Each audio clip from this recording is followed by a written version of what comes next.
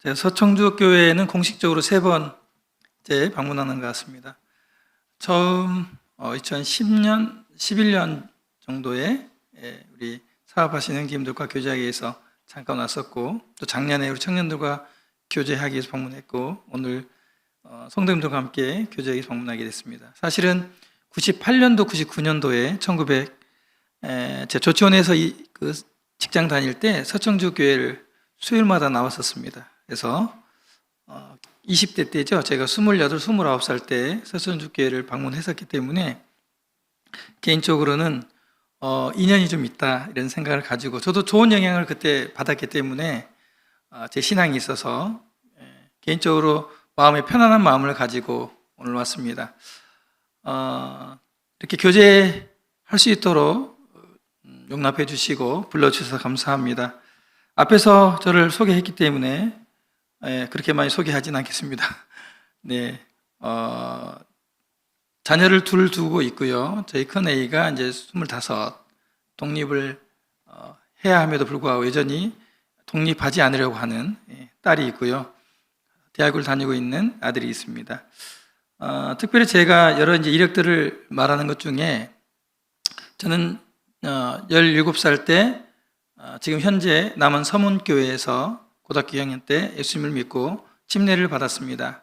침례를 받고 바로 주일학교 교사를 해서 지금까지 줄곧 교회학교 교사를 하고 있습니다. 이 부분이 저의 인생에 있어서 매우 큰 영향을 줬기 때문에 저의 직업으로 얘기를 하고 있고요.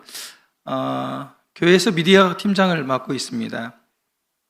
그리고 오랫동안 어린이 캠프 사역을 했고, 또 교사 세미나 양육 일을 했습니다. 사실 이와 같은 것이 제가 뛰어난 재능이 있어서는 건 아니고 사람이 없어서 해왔던 것이고, 또 계속 하다 보니까 또 점점점 이 부분에 대해서 하나님이 재능을 갖게 하시고 여전히 지금까지 이어오고 있습니다. 그런 것 같습니다. 하나님의 교회에서 오늘 제가 이 자리에 서서 말씀을 나누지만 제가 무슨 특별한 비결과 재능이 있거나 뭐 계시 능력이 있어서가 아니라 어렸을 때부터 하나님께서 한 발 한 발 내 앞을 밝혀주실 때마다 발을 떼어서 오게 되어서 여기까지 온 것 같습니다. 특별히 제 직업 중에서 YFC, BFS, 이 BFS가 성경적 재정교육 초교파 단체인데 사회기사를 하고 있고, CBMC라고 기독교 실험인들, 그러니까 크리스찬 중에 사업을 하신 분들의 모임이 있습니다. 굉장히 큰 모임인데 여기에 총무로 섬기고 있고, 다만선교회라고 해서 여기는 이제 교도소에 있는 분들을 섬기는, 여기에 저도 총무를 맡고 있습니다. 나머지는 이제 여러 가지 사역과 더불어서 일을 할 수 있도록 하나님이 일을 열어주셨고, 좌한 식스라인 드림이라고 하는 한 서너 명이 모여서 지금 교회 다음 세대를 위해서 재정적인 후원을 하는 이런 기부 단체를 운영하고 있습니다. 디모데 로마서 15장 말씀을 제가 읽겠습니다. 그러므로 내가 그리스도 예수 안에서 하나님의 일에 대하여 자랑하는 것이 있거니와, 죄송합니다. 다시 읽겠습니다.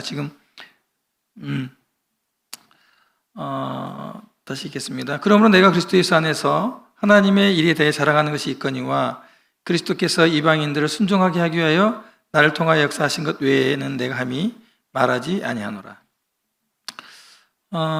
사도 바울이 누구보다도 주님 앞에서 헌신되고 또 많은 일을 했던 건 사실입니다. 그럼에도 불구하고 본문에서 사도 바울은 자신이 행한 것을 자랑하지 않고 하나님의 역사하신 일에 대해서 이렇게 말을 한다고 고백하고 있는데, 저도 오늘 제가 무엇을 행하고 일한 것보다 하나님께서 저를 통해서 일하신 것들, 또 배우게 하신 것들을 교제하기를 원합니다. 디모데전서 2장 15절에 미쁘다 모든 사람이 받을 만한 이 말이여, 그리스도 예수께서 죄인을 구원하시려고 세상에 임하셨다 하였도다. 죄인 중에 내가 괴순이라. 바울이 죄인 중에 내가 괴수다 이렇게 고백하고 있고요. 또 마틴 루터가 나는 더러운 구더기 부대짜리에 불과하다 이렇게 말을 했습니다. 유리하신 분들이 이렇게 말을 했다면 저는 어떤 사람이겠습니까? 네, 저는 추하고 더러운 죄인입니다. 자랑할 것이 없고요. 제가 살아오면서 느끼는 건데 저에게 있어서 선한 것을 하나도 발견하지 못했습니다. 저는 예수님 믿으면서 35년이 넘어가면 그래도 조금은 뭔가 예수님을 닮아서 씻어내면 반짝이는 것이 하나라도 발견되겠지 이런 생각을 했습니다. 그런데 하나도 발견할 수가 없었습니다. 오늘 내일 제가 성도님들께 교제를 나눌 터인데 만약에 여러분들이 저를 통해서 뭔가를 신앙의 비결을 발견하고자 한다면 실패하실 것입니다. 오직 하나님 말씀 외에는 그러한 것들을 발견할 수 없음을 제가 고백드리고 정직하게 말씀을 드립니다. 앞에서 수많은 경력이나 이력을 말씀드리니까 뭐가 있는 것 같은데 없습니다. 아무것도 없어요. 사람을 기대하지 마시고 사람들은 세례 요한이 광야에서 외칠 때 그 사람을 기대하고 그 사람을 보러 갔습니다. 근데 세례 요한은 나는 소리다 이렇게 얘기했습니다. 하나님의 말씀을 전하는 소리. 여러분 오늘 간절히 들을 귀를 달라고 기도하셔야 됩니다. 저는 말에 능한 자가 아니고 또 설교를 전문으로 한 사람도 아닙니다. 부흥 강사도 아닙니다. 그렇기 때문에 하나님께서 여러분 각인에게 저를 통해서 들려주신 말씀을 예민하게 듣지 못하시면 그냥 웃거나 울거나 그냥 졸거나 그렇게 지나갈 것입니다. 오늘 간절한 마음으로 여러분과 제가 동일한 마음으로 하나님의 말씀을 듣기를 원합니다. 돈의 문제에 있어서는 이 세상에 아무도 떳떳하고 당당한 사람이 없습니다. 젊든지 나이가 들든지 돈의 문제에 있어서 돈 앞에서 강한 자는 아무도 없습니다. 돈으로 말미암는 실수가 없는 사람이 없습니다. 더더욱 저는 사업을 하는 사람입니다. 비즈니스맨은 돈을 다루죠. 돈을 버는 사람이고 돈을 가지고 일을 하는 사람입니다. 저는 말씀을 맡은 자가 아니고 돈을 맡은 자입니다. 돈으로 일을 하는데 돈을 벌 때부터 얼마나 눈이 번쩍번쩍 하겠어요? 얼마나 마음이 돈에 가겠습니까? 보물이 있는 곳에 내 마음이 있다. 돈보다 더 큰 보물이 세상에 드뭅니다. 그래서 온전히 아침에 정신이 들어올 때부터 정신이 없어질 때까지 돈을 생각하는 사람이 접니다. 여러분, 오늘 돈의 문제를 함께 이제 저희 구원의 문제를 해결했으니 성경에서 말하는 돈의 문제를 함께 공부를 해보고자 합니다. 시간표인데 오늘 1강에서는 왜 성경에서 재정을 배워야 하나, 그리고 2강에서는 위임, 하나님의 역할과 우리 역할, 내일 3강 책임에서는 부채, 저축과 투자, 드림과 나눔을 배우겠습니다. 4강 점심시간 전이겠죠? 네. 정직과 조언 1 이렇게 하겠습니다. 이 주제가 재정과 관계가 있느냐? 관계가 있기 때문에 주제를 정했겠죠. 이렇게 해서 원래는 5강 위기와 관점 그리고 영생에 관련된 부분이 있는데 이 주제만 해도 버거울 것 같아서 이번에 이 주제를 잡아봤습니다. 특별히 이 주제를 보내드렸을 때 다 했으면 좋겠다 이렇게 말씀하셔서 오늘 깊게 다루기는 어렵고요. 맛배기로 말씀을 드리겠습니다.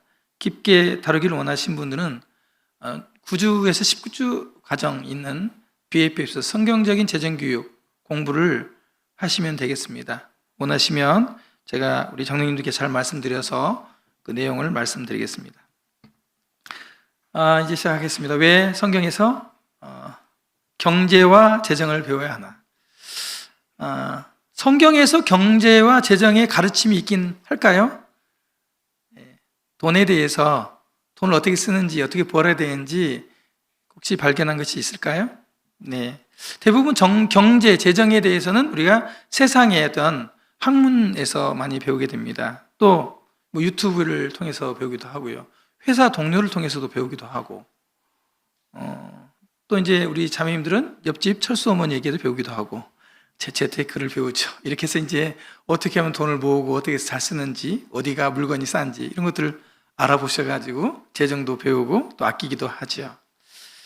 이렇게 저희들이 배워왔는데, 오늘은 성경을 통해서 우리 재정을 공부해 보겠습니다.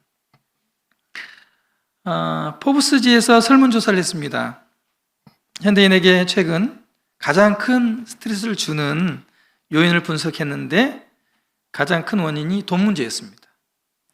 미국이 35%로 1위였고요. 우리 한국도 트렌트 모니터에서 조사를 했는데 약 71%가 재정 문제가 가장 큰 스트레스로 작용된다고 이렇게 조사 결과가 나왔습니다. 우리는 돈 때문에 혹은 부채 때문에 이혼하거나 가정이 파괴되거나 또 심지어 결혼을 거부당하거나 또 관계가 깨어진 일들이 계속 주변에서 심심치 않게 보게 됩니다. 또 이 돈 문제 때문에 뭐 자녀를 낳지 않고 또 강도, 살인, 폭행, 사기 이런 일들이 뭐 계속 매스컴에서 나타나고 있고 우리 현대의 자화상이 이렇게 보여지고 있습니다. 근데 이 크리스찬들에게도 이 문제는 예외는 아니죠. 모임이 분쟁하거나 또 부모님의 유산 때문에 몇 푼의 유산 때문에 소송하거나 다투거나 이런 일들이 크리스찬 경우에도 있어요. 특별히 우리 청년들이 많이 있는데 어떤 형제가 마음에 든 자매가 있어서 이제 교제를 했어요. 교제를 해서 이제 혼사가 오고 와서 양가 부모들이 만났는데 자매의 집에서 이렇게 묻습니다. 우리 결혼을 하려고 하는데 형제는 우리 신혼집을 좀 마련했는가? 이렇게 물으니까 우리 형제가 자신 있게 네, 빌라를 하나 준비했습니다. 이렇게 말하니까 그래도 우리 딸은 아파트에서만 생활해가지고 아파트부터 시작했으면 좋겠는데 이러면서 이제 집 문제로 좀 옥신각신하다가 결혼이 성사가 안 되는 일들 이런 소식들이 이제 들리기 시작합니다. 서청주께는 굉장히 생소한 얘기겠죠? 네. 왜 우리는 이 돈에 대해서 걱정을 하고 살고 돈 문제 때문에 스트레스를 받으면서 살아야 될까요? 많든 적든 우리는 항상 돈이 우리를 힘들게 하는 사회에 살고 있습니다. 하나님께서는 성경에서 이 재물, 돈에 대해서 2350개의 구절을 기록해 놓으셨습니다. 그 구절들을 잘 연구해 보면 성경이 이 재물에 대해서 매우 체계적이고 아주 잘 기록되어 있다는 것을 우리가 발견할 수 있습니다. 예수님이 신약 성경에서 38개의 비유가 있는데 그 중에 18개가 돈에 관련된 비유입니다. 그리고 예수님의 설교 중에 15%가 직접적으로 돈에 대한 설교입니다. 하나님께서 성경에서 이와 같이 명확하게 돈을 많이 기록해 놓으셨습니다. 왜 이 성경이 이와 같이 돈에 대해서 많이 기록해 놨을까요? 돈이 매우 중요하기 때문입니다. 또 우리가 살아가는데 돈이 매우 중요하기 때문입니다. 그리고 이 돈에 대해서 하나님의 역할이 있고 우리의 역할이 있다고 하는 것이 성경에 분명하게 기록되어 있습니다. 누가복음 16장 11절을 보면요, 너희가 만일 세상의 재물에도 충성하지 않으면 누가 참된 것으로 너에게 맡기겠느냐. 우리나라 말의 성경 보면 불의한 재물로 되어 있는데 영어 성경 원어를 보면 세상 재물, 세속적인 재물로 번역되어 있습니다. 하나님이 이렇게 말씀하시는 겁니다. 이 세속적인 재물, 우리가 쓰고 있는 돈에 대해서 우리 삶이 신실하지 않다면, 신빙성이 없다면 누가 진정한 재물을, 참된 것을 맡기겠느냐, 이렇게 이제 말씀하십니다. 이 참된 것이 무엇일까요? 참된 것은 영생, 구원, 진리 이런 것이 될 것입니다. 그리고 이 참된 것은 하나님과의 친밀한 관계를 말할 수 있을 것입니다. 그러므로 세속적인 재물에 대해서 우리가 충성되게 신실하게 관리하지 않으면 하나님이 참된 것, 영생 구원, 진리, 하나님의 친밀함을 그것을 가질 수 있겠느냐 이렇게 반문하시는 겁니다. 그러므로 제가 신앙생활을 할 때 뭔가 좀 진리를 행하는 것 같고 말씀들을 옳게 분별해서 교제하고 가르치고 배우고 행하는 것 같은데 이상하리만큼 세상이 발전해 갈수록 힘이 없는 것처럼 느껴집니다. 그 이유는 돈의 문제에 있어서 매일매일 돈을 쓰고 돈을 벌고 돈을 위해서 공부하고 돈과 함께 살아가는데 이 문제를 놓치고 있기 때문에 밸런스가 깨진 신앙생활을 할 수도 있겠구나라는 생각을 하게 되었습니다. 돈은요, 우리 구원과 아주 밀접한 관계가 있습니다. 보세요. 예수께서 그를 보시고 이르시되 재물이 있는 자는 하나님 나라에 들어가기 얼마나 어려운지 낙타가 바늘귀로 들어가는 것이 부자가 하나님의 나라에 들어가는 것보다 쉽다고 말씀하십니다. 돈은요, 우리 구원을 막을 수가 있어요. 하나님 나라에 들어가는 걸 어렵게 할 수 있습니다. 돈은 구원과 관계가 있어요. 돈이 구원과 관계없다고요? 그렇지 않습니다. 부자는 천국에 가기가 어렵습니다. 돈이 많으면 그렇다는 거예요. 돈 많은 사람이 부자잖아요? 왜 그럴까요? 왜 돈이 천국 문을 막을까요? 왜 구원의 역사를 막을까요? 신기하죠? 돈은 그런 힘이 있어요. 원래 그렇습니다. 그래서 성경이 알려주는 거예요. 재물이 있는 자, 부자는 구원의 문제를 방해받을 수 있다. 이겁니다. 큰일 났네요. 부자 되고 싶은 분이 계실 텐데. 두 번째요. 누가 이 세상의 재물을 가지고 형제의 궁핍함을 보고도 도와줄 마음을 닫으면 하나님의 사랑이 어찌 그 속에 거하겠느냐. 돈은요, 우리 신앙생활과도 아주 밀접한 관계가 있어요. 돈은요, 우리의 마음을 닫아버려요. 다 죽어가는 형제가 봐도요, 하나도 불쌍하지 않아요. 긍휼한 마음이 하나도 없어요. 형제 사랑이요, 천만에 말씀. 형제는 무슨 형제? 필요 없어요. 이런 마음이 생긴다고요. 이런 마음 상태가 되는 거예요. 재물은 그런 거예요. 그렇게 하나님이 말씀하고 있는 겁니다. 제가 사업을 하면서 얼마나 많이 경험하는지 몰라요.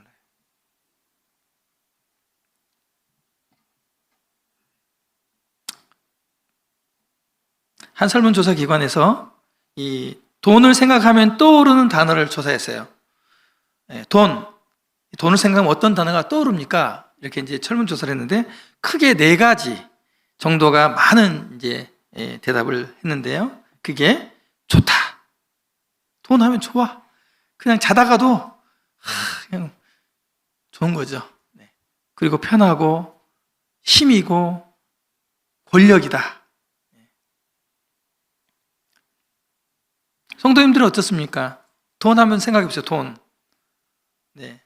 더 안 좋아하는 척 하는 그런 표현 말을 하지 마시고 평소대로 이번에 월급을 탔는데 회사가 잘 돼가지고 원래 자기가 박봉인데 한 250 받는데 성과금으로 2천만 원씩 준대. 2천만 원씩. 벌써 웃네요. 그렇죠? 돈 안 들어와도 이렇게 들어온다고 그냥 상상만 해도 기분 좋죠. 그렇죠? 2천만 원 정도 들으면 얼마나 좋아요. 그렇죠? 좋은 거죠. 정상입니다. 근데 지금 말씀드리는데 난 안 좋아. 이런 분이 계시는데 그분은 제가 꼭 갈 때 돈을 빌려가겠습니다. 그분께. 돈 좋죠. 성경에도 그렇게 말하고 있습니다. 전도서 10장 19절에 돈은 범사에 이용되느니라. 영어로는요, money is the answer for everything. 돈은 모든 것의 답이다. 이런 얘기입니다. 직역하면. 돈은 모든 문제를 해결해주는 힘과 능력을 가지고 있다. 이런 얘기예요. 성경에서도 돈이 최고야. 이렇게 말하고 있는 겁니다. 그러니 우리가 안 그런 척 할 필요가 없다. 그런 척 해도 우리가 성경적으로 반응하는 거다. 돈 얘기를 하면 우리가 좀 뭔가 불경건하거나 세속적인 사람으로 보일까봐 위선을 떠는데 이번 집회는 그러지 않는 게 좋습니다. 그러지 않으셔야 될 겁니다. 그러지 않으면 변화되지 않을 것입니다. 정직하셔야 될 것입니다. 하나님 앞에서 얼굴을 비춰보시고 닦아내셔야 될 것입니다. 아무 의미가 없어요. 하나님 말씀이 저런 말씀이 있었어?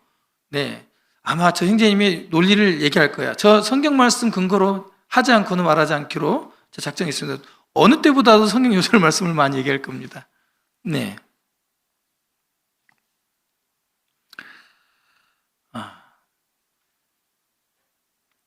그래서 돈이 좋고 편하고 권력이고 힘인 것입니다. 그럼 과연 우리 크리스천에게도 돈이 좋고 편하고 권력이고 힘이 될까요?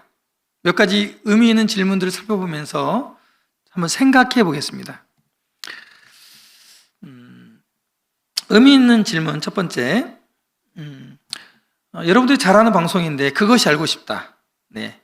2009년도 1월 10일 날 700회 특집이 있었는데 이때 사회자가 특집으로 의미 있는 질문을 했는데 그 질문 첫 번째가 얼마의 돈이면 가족 혹은 친구와 관계를 끊을 수 있겠습니까? 였습니다. 얼마의 돈이면. 여러분, 얼마의 돈이면 가족과 친구를 끊을 수 있을까요? 이때가 이제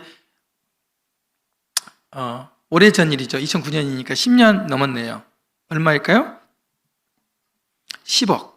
53%가 10억을 주어지면 가족, 친구와 인연을 끊겠다고 얘기를 했습니다. 말도 안 되죠? 말도 안 되죠? 지금은 좀 놀라야겠죠. 환율 놀랐으니까. 20억? 네, 웃은 거 보니까 안 된다는 거죠? 예, 50억. 돈 앞에 장사 없을 겁니다. 여러분, 어려운 분에게 돈 앞에 장사 없을 거요? 100억을 제시하면요. 아니, 1조 원을 쓰려면 매일 100만 원씩을 2000년 동안 써도 다 못 쓴다고 하네요? 1조 원? 1조 원을 제시하면요. 답 없어요. 우리는 그런 사람들입니다. 이때 70만 원 때문에 18년 된 친구를 살해한 비정한 남자, 50억에 달한 땅 때문에 부자 간의 인연을 끊은 박모 씨, 이런 내용들이 이제 그때 했었습니다. 두 번째 질문입니다. 어느 쪽이 더 행복할까? 1번, 나는 200만 원을 벌고 남들은 100만 원을 번다. 2번, 나는 400만 원을 벌고 남들은 800만 원을 번다. 네, 어떤 게 더 행복할까요? 대다수가 1번이었습니다. 보세요. 400만 원은요, 200만 원보다 2배나 더 많이 버는 거예요. 그렇죠? 훨씬 넉넉하죠. 근데 내가 400만 원 벌고 남이 800만 원 벌면 행복하지 않다는 거예요. 나보다 다른 사람이 더 돈 많이 버는 거 그걸 못 보겠다는 거죠. 예, 의미는 3입니다. 이것은 미국 잡지에서 나온 질문인데요. 로또 복권 1등이 당첨되면 제일 먼저 무엇을 하고 싶습니까? 여러분, 미국의 로또 복권은요, 보통 700억 혹은 1000억입니다. 당첨이 되면. 예. 자, 이렇게 당첨이 되면 제일 먼저 무엇을 하고 싶냐고 물었어요. 여러분, 뭘 하고 싶어요? 서청주 교회 예배당 지어야겠죠, 그죠? 네. 그런 생각하면 좋겠어요. 근데 대부분입니다. 대부분이 네, 배우자부터 바꾸겠다 그래서 700억 가지고 이제 인생을 역전해 살리려고 보는데 옆에를 딱 보니까 왼수 같은 인간이 있거든요. 이 인간만 없으면 더 행복할 것 같아요.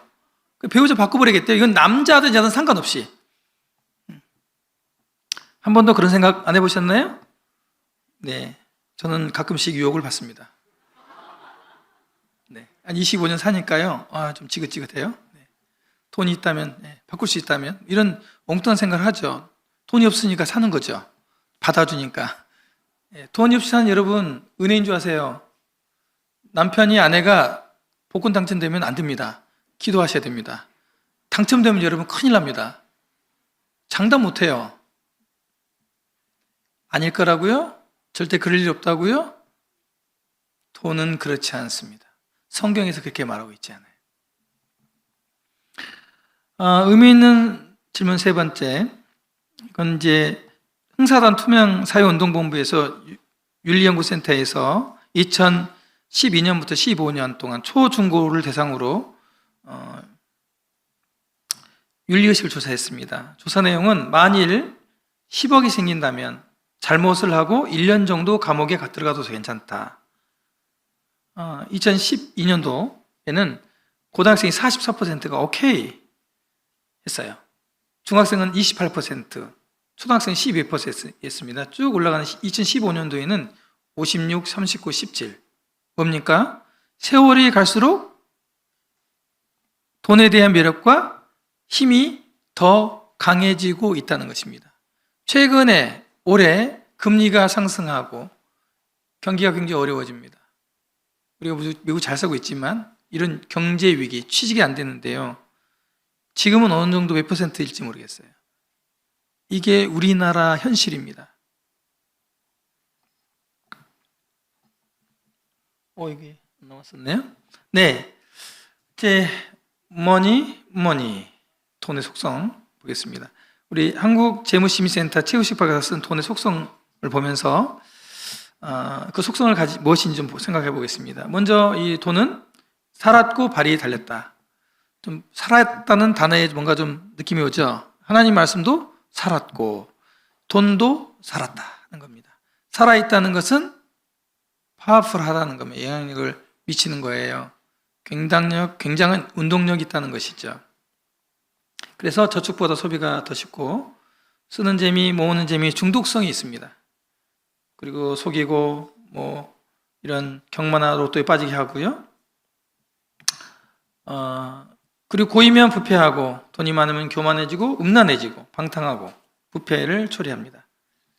또 방심하면 돈은 보복하고 그래서 세밀하게 관리해야 됩니다. 또 명목적으로 추구하면 우상이 되기도 하고요. 인간관계를 파괴합니다. 이번에는 이 돈의 이중성에 대해서 말을 하고 있습니다. 성경적인 관점으로 볼 때도 돈은 이중성을 가지고 있습니다. 성경적인 관점. 첫째, 이 돈으로 인류 경제 생활이 절대적으로 필요하지만 돈을 의지하기가 쉽습니다. 두 번째, 이 돈 때문에 복음도 전하고 돈으로 구제하고 의료를 등 사회복지를 하지만 폭력, 전쟁들을 일으키는 데 사용되기도 합니다. 그리고 복음을 전파하기도 하지만 인간과 가정, 세상을 파괴하는 힘을 가지고 있고, 윤택함을 주기도 하지만 비극의 원인이 되기도 합니다. 이것이 돈의 이중성입니다. 돈이 이런 속성을 가지고 있다고 하는 것입니다. 여러분이 그토록 좋아하는 돈. 그래서요, 돈은 결론적으로 위험합니다. 그리고 다루는 법을 배워야 됩니다.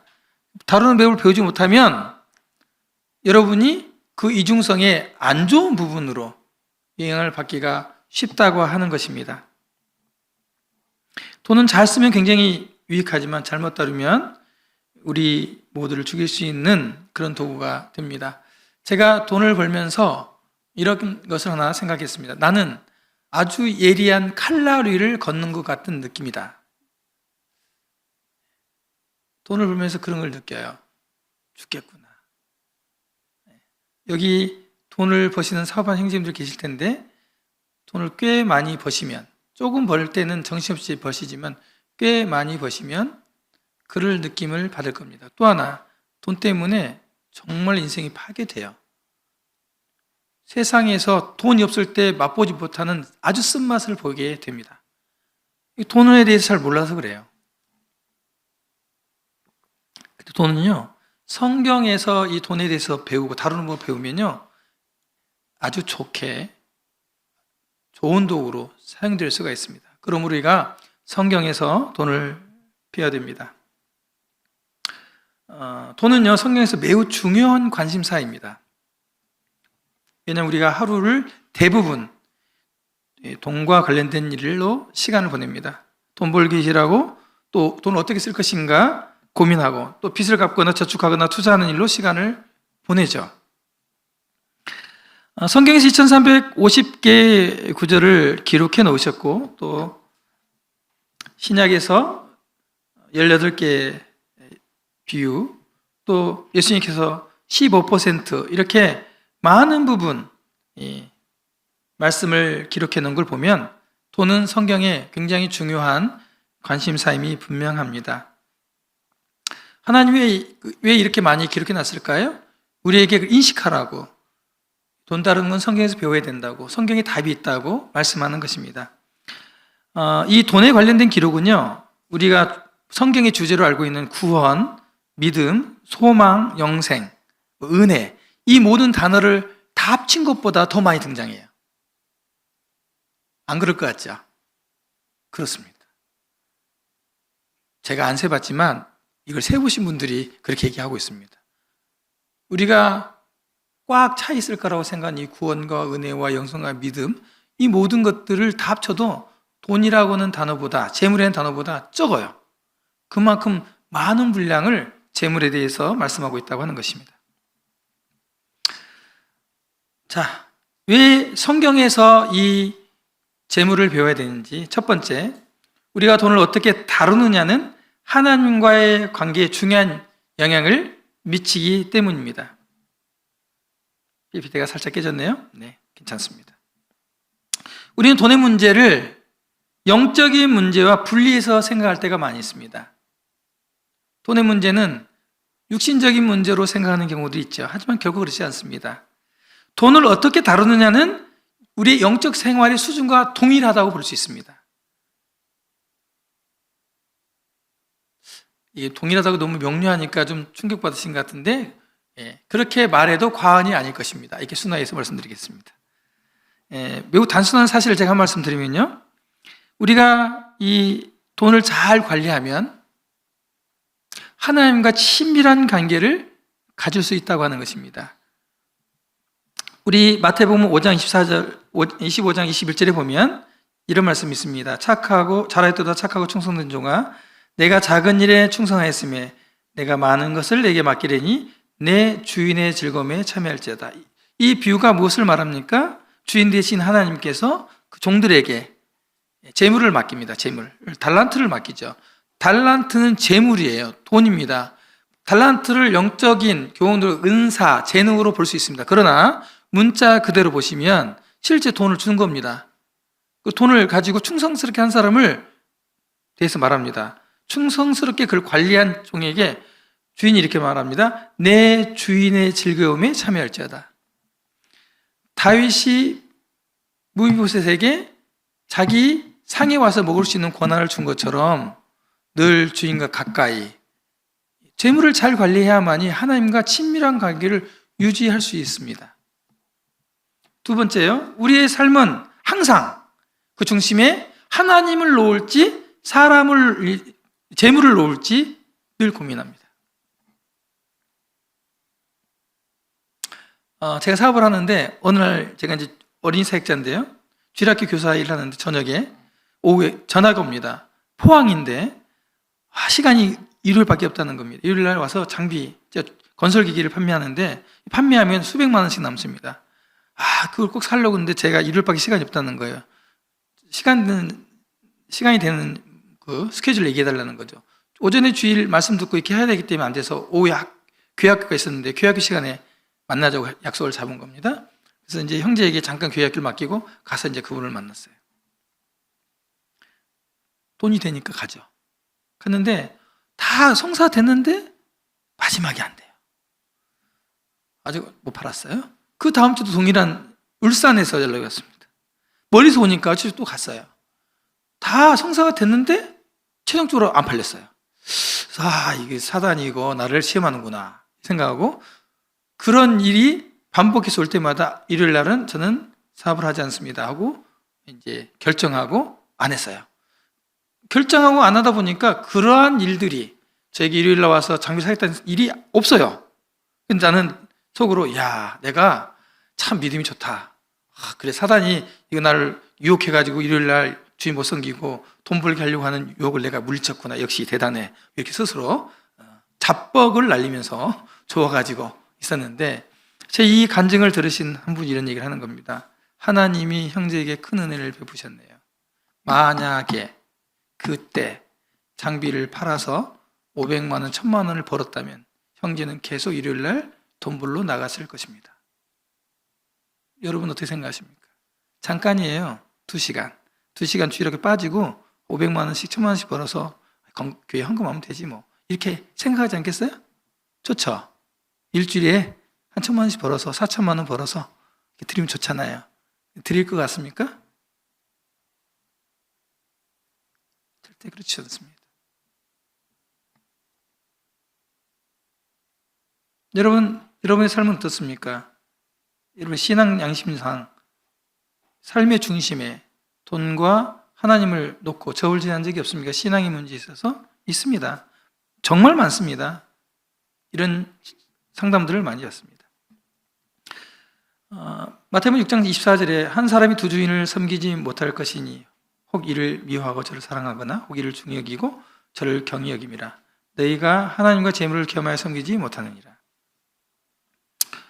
주님을 사랑함에 있어서 가장 방해되는 것이 돈이라고 말하고 있습니다. 하나님은 이 세상의 두 주인인데 하나님과 사단이다 이렇게 말하지 않습니다. 하나님과 동등됨을 추구할 수 있는, 견줄 수 있는 존재로 재물을 말하고 있습니다. 하나님은 알고 계세요. 하나님은 우리가 보물이 있는 곳에 우리 마음이 쏠린다는 걸 알고 있습니다. 우리는 중력처럼 우리 마음을 끌어당기는 것이 돈입니다. 하나님이 못 당겨요. 하나님보다 힘이 더 셉니다.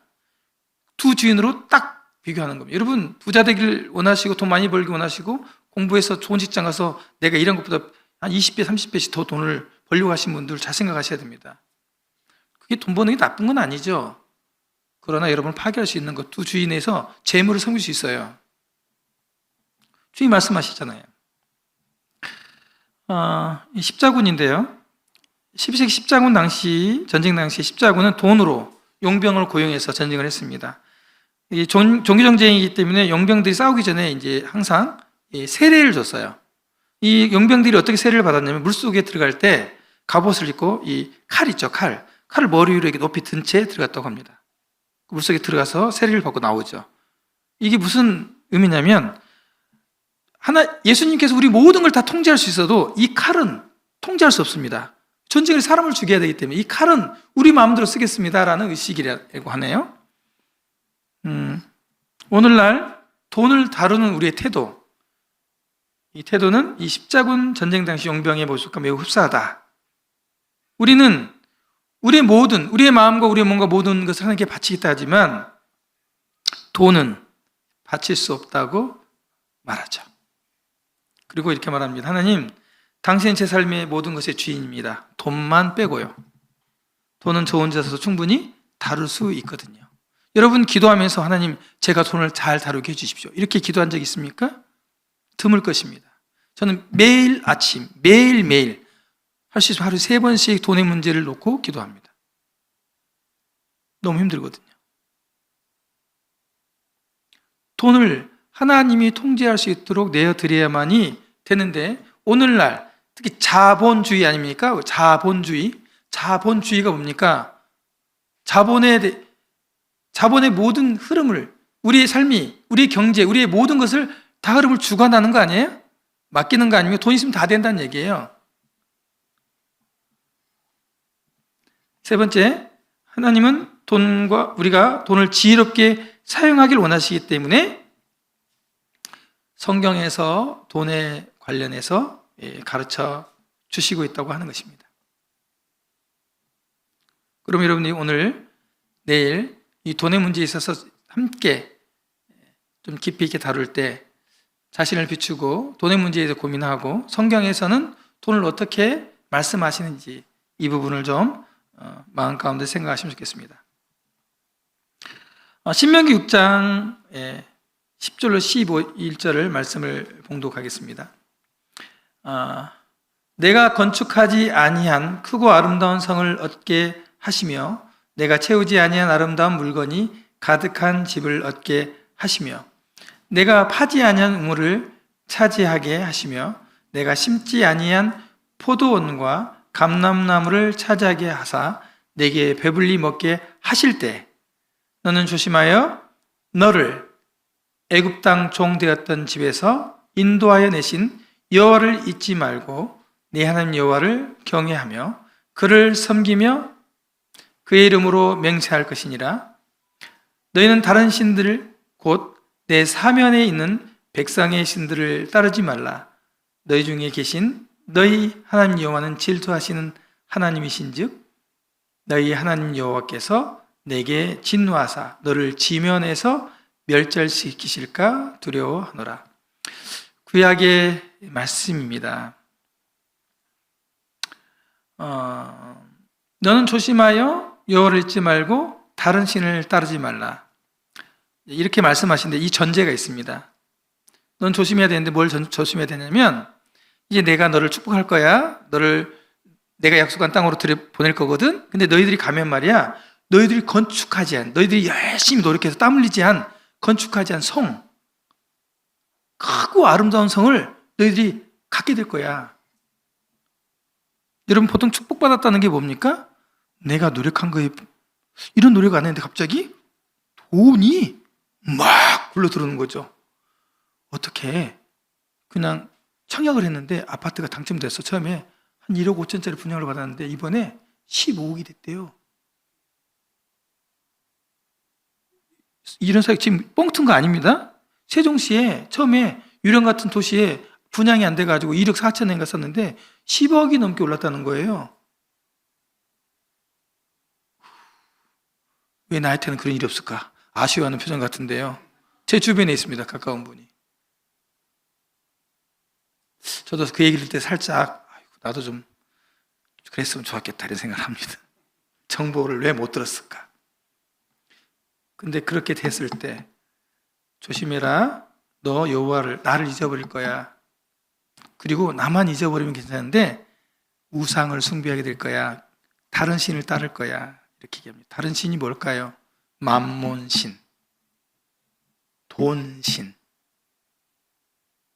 제 친구가 롯데백화점에 근무를 했는데 그 친구 덕에 제가 MVG라고 하는 롯데백화점에서 1년에 5천만 원 이상 쓴 사람들 카드만 되면 그냥 통과 들어가는 가장 뷰가 좋은 스카라라운지, 거기 들어가면 차부터 뭐 간식부터 다 무료로 줘요. 들어가 봤는데 네, 아주 있는 분들이 와 계시더라고요. 네. 차 대면요 제일 좋은 곳에 차를 댈 수 있도록 안내해 줍니다. 굉장히 기분 좋습니다. 저는 MVG 이 회원이 아님에도 불구하고 그 친구 덕에 잠깐 들어가 봤는데도 자주 오고 싶은 느낌이 들었습니다. 네. 여러분 안 해보셨으니까 모르죠? 맛보시면 헤어나올 수 없습니다. 그래서 그걸 누리기 위해서, 그걸 맛보기 위해서 돈을 벌죠. 그렇습니다. 내가 채우지 아니한 아름다운 물건이 집에 가득하게 될 때, 내가 파지 아니한 시원한 물이 나오는 우물, 사시사철 마르지 않은 우물을 차지하게 될 때, 내가 심지 아니한 포도원과 감람나무를 차지하게 될 때, 그리고 배불리 먹게 하실 때, 우리는 하나님을 잃어버린다는 거예요. 하나님이 주셨는데. 신기하지 않나요? 우리는 그런 사람입니다. 우리는 그런 사람이에요. 그렇게 지어졌어요. 이것을 예수님을 믿는 사람이기 때문에 다를 거라고요? 아니, 그렇지 않습니다. 이스라엘 민족은요, 기적적으로 홍해를 건넜습니다.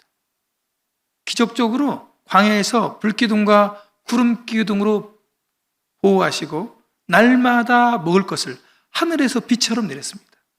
먹고 싶은 고기도 냄새 날 때까지 먹이셨고, 목마르다 그러면 그 광야에서요, 반석에서, 바위에서 물이 콸콸 솟았습니다. 이런 일이 어디 있어요? 그럼에도 불구하고 그들이 가나안 땅에 가서 이와 같은 물질, 재물, 돈, 이게 풍요해지면 하나님을 잊어버립니다. 그리고 우상을 숭배하죠. 그리고 결론을 말씀하십니다. 그렇게 되면 너희 멸절시킬 거야. 그냥 하나님 보시기에 쓸어버리는 대상밖에 안 된다는 겁니다. 하나님의 자녀, 크리스찬, 교회라 할지라도 물질 때문에 이렇게 된다는 것입니다. 라오디아 교회, 요한계시록에서 권면하잖아요. 미지근한 교회, 차지도 덥지도 않는 교회. 무엇 때문인지 아십니까? 돈입니다. 라오디아 교회는요, 돈이 많았어요. 거기는 염색이 아주 발달된 도시였기 때문에 성도들이 부했어요. 나는 부자라 이렇게 했어요. 주님이 뭐라고 말씀합니까? 너는 헐벗었어. 옷을 좀 입어라. 눈에다 안약 좀 넣어라. 네 꼴을 좀 봐라. 이렇게 하는 거예요. 명품 옷을 입고 명품 백을 메고 그 다음에 벤츠를 타고 다니고 수십 평의 아파트 또 별장이 있다 할지라도 우리는 다른 신들을 따를 수 있습니다. 그러므로 돈은 위험합니다. 돈이 좋고 편리하고 권력이고 힘이라기보다는 돈은 우리 크리스천들에게 매우 도전적인 위험한 존재라고 하는 것입니다. 그러므로 이 다루는 법을 우리가 배워야 되겠죠. 네. 양날의 칼과 같아서 잘 쓰면 유용하지만 그렇지 않으면 우리를 죽이는 도구가 될 수 있다고 하는 것입니다. 그러므로 성경에서 우리가 돈을 다루는 법을 배울 것입니다. 네. 말씀 마치겠습니다. 돈을 어떻게 다루느냐는 주님과의 관계에 영향을 미칩니다. 여러분, 주님과 좋은 관계를 갖길 원하시죠? 그렇다면 여러분이 지금 돈을 어떻게 다루고 있는지 보시고 성경에서는 어떻게 다루어야 되는지 가르치는 것을 비교하셔서 여러분이 성경적으로 돈을